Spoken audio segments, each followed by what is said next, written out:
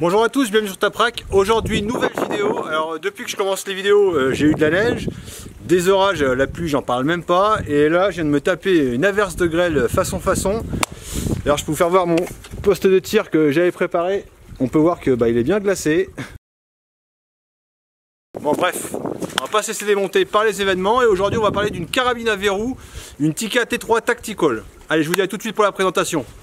Bon, vu les caprices de la météo, pour avoir un petit peu de temps sec, je me suis dit qu'on allait continuer à l'intérieur. Donc la carabine Tikka a au départ été conçue pour les militaires et les forces de police qui cherchaient une arme pour des tirs de précision à moyenne et longue distance. Mais cette dernière a vite trouvé écho auprès des tireurs sportifs et même auprès des chasseurs. Il est important de noter que l'usinage et la fabrication des pièces est depuis plusieurs années pris en charge par Sako. Sako, la célèbre firme finlandaise, a un nom qui à lui seul est gage de qualité. Donc toutes les parties métalliques de l'arme ont une finition phosphatée. Le canon est un canon lourd forgé à froid. Dans la version que je vais vous présenter, la crosse est synthétique.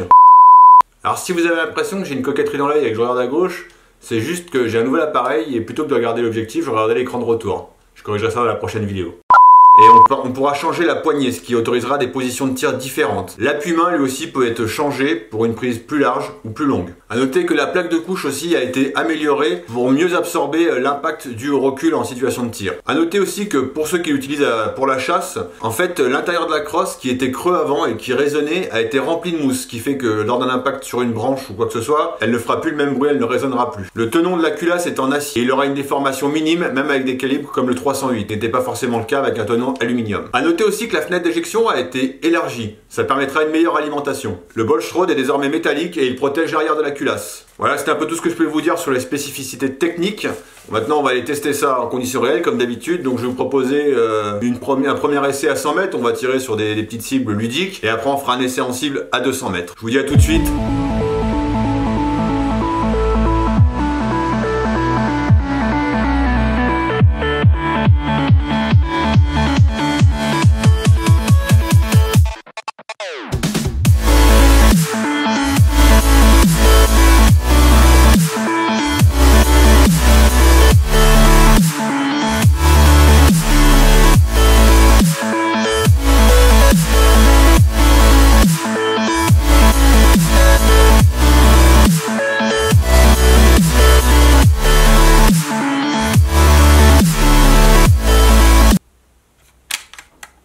Sinon, avant que je commence, le sac, le bipied, tu veux dire quelque chose ou c'est bon?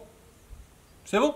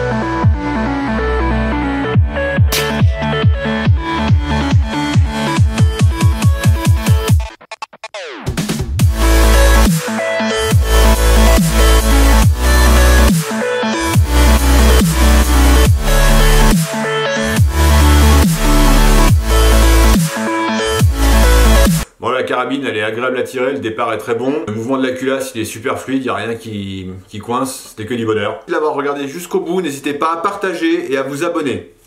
Vous pouvez aussi nous retrouver sur Facebook à la page Taprak Gajoubert. Restez sûrs, habiles et adroits. À bientôt.